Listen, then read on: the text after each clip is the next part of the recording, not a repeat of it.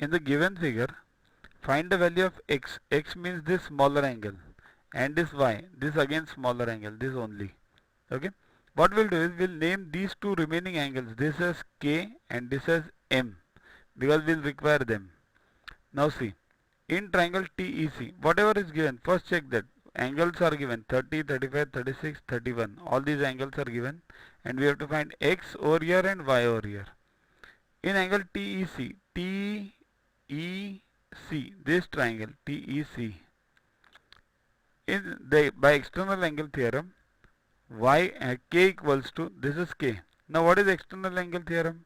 Sure, this theorem states that the exterior angle, angle D over here, is equal to the sum of the angle A and B, remote interior angles. These are the two remote interior angles.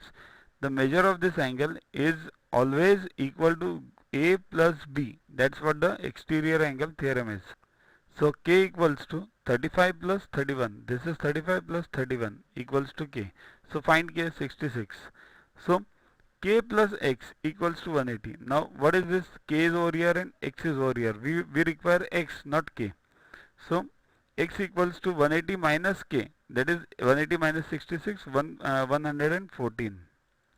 Now in triangle BSD, again by exterior angle theorem, M equals to 30 plus 36, right? This is 30, this is 36, this is M. Again exterior angle. So 66.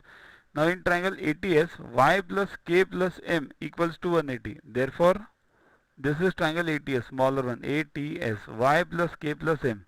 We know remaining, so Y equals to 180 minus total of K and M. K and M both are 66, so total is 132. 180 minus